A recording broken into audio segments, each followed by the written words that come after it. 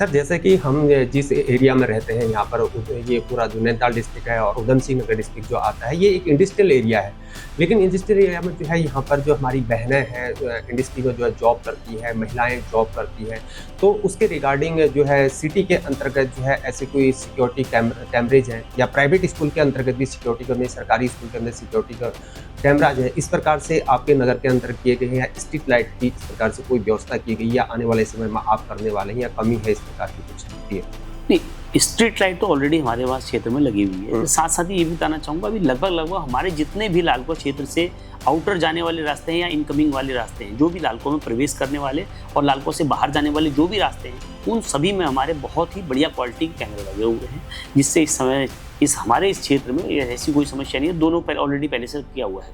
Sir जैसे कि आपने कहा कि बस स्टैंड जो है हमारे क्षेत्र में नहीं आता है, तो जैसे मार्केट या इसके अलावा कोई कम्युनिटी हॉल जैसे बनाने की जो है आपकी कोई ऐसी परियोजना है आने वाले समय में? हाँ, एक कम्युनिटी हॉल तो ऑलरेडी हमारे पास अवेलेबल हैं पहले से, लेकिन हम लोग अभी एक विचार कर रहे हैं कि यहाँ पर रेलवे स्टेशन के सामने एक हमारा गांधी पार्क है।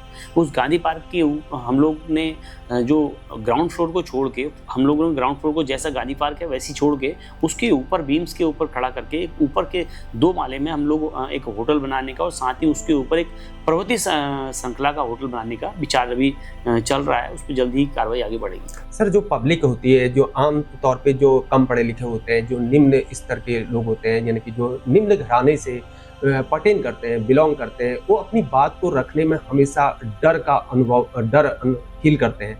तो जब आप अपनी जनता से किस प्रकार से आप मिलते हैं कि वो अपनी बात को रख पाए या वो अपनी जैसे शिकायत या सुझाव इस प्रकार की बात हो, तो आप जनता के फीडबैक को निर्णय लेने में कैसे शामिल करते हैं? या अगर जनता किसी प्रोजेक्ट को लेकर अगर असंतुष्ट हो जाती है, तो आप कैसे प्रतिक्रिया देते हैं? जनता की शिकायत आप तक कैसे पहुँच पाती है और उन पर कितनी जल्दी से कार्रवाई हो पाती है? क्या पंचायत में कोई ऑनलाइन शिकायत प्रणाली या हेल्पलाइन लाइन जैसी आपने कोई ये स्टार्ट किया, शुरू किया इसको?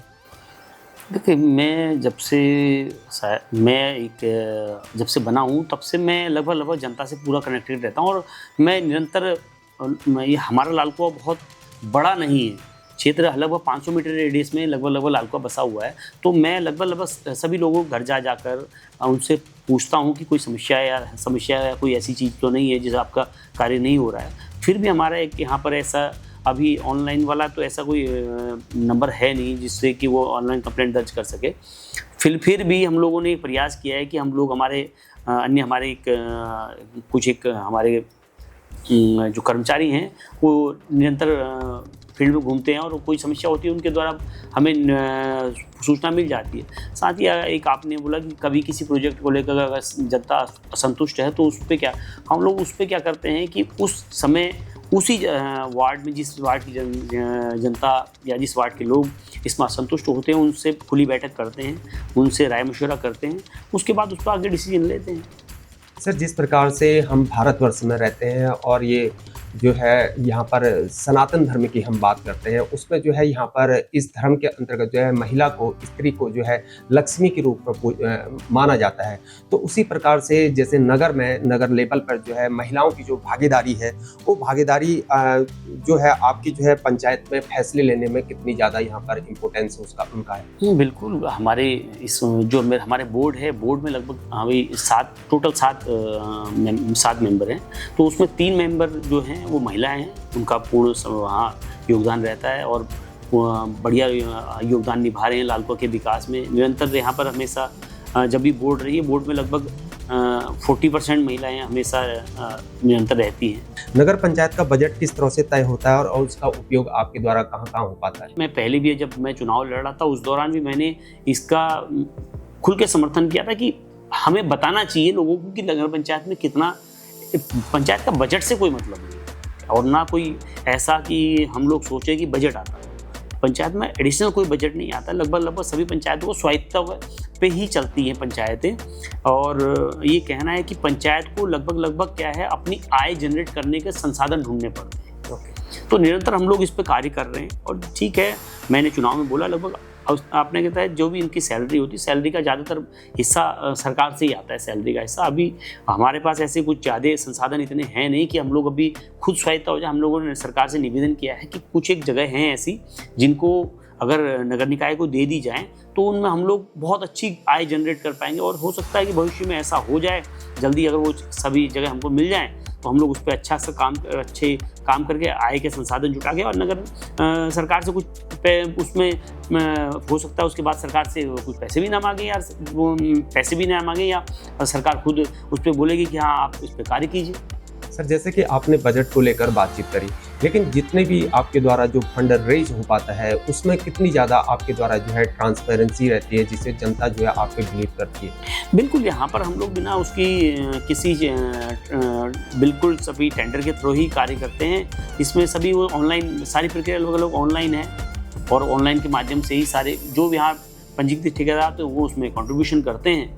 और अन्य चीज़ें जैसे कुछ चीज़ जो भी चीज़ें मंगानी होती है, जो सामान मंगाना होता है पंचायतों के लिए, उसमें जैम के थ्रू क्या है पारदर्शिता के कारण कार्य किया जाता है। सर, जैसे कि आप एक युवा हैं और आपने जो है पॉलिटिक्स में जो है अपने कदम को आगे बढ़ा दिया है। अगर कोई आज के दिन में युवा जो है पॉलिटिक्स में आने में कतराते हैं, लेकिन जो है आप जो पॉलिटिक्स में आना चाहते हैं, तो उन युवाओं को जो है आप अपनी तरफ से क्या निर्देश देना चाहते हैं, दिशा दे सकते हैं? यही कि ईमानदारी से जनता की सेवा करें, और ईमानदारी से आप सरकार की जो भी सुविधाएं हैं वो एक जो अंतिम छोर पर खड़ा हुआ व्यक्ति है उस तक पहुंचाने का प्रयास करें। क्योंकि बहुत सी क्या है, सरकारी हमने ये देखा है कि सरकारी सुविधाओं से जो वंचित होते हैं वो गरीब तबके के ही लोग होते हैं, और उन तक वो सुविधा पहुंचाना ही अपने आप में एक बहुत बड़ा अचीवमेंट होता है। क्योंकि वो सब लोग क्या है, डर और झिझक के कारण कहीं पर जा नहीं पाते।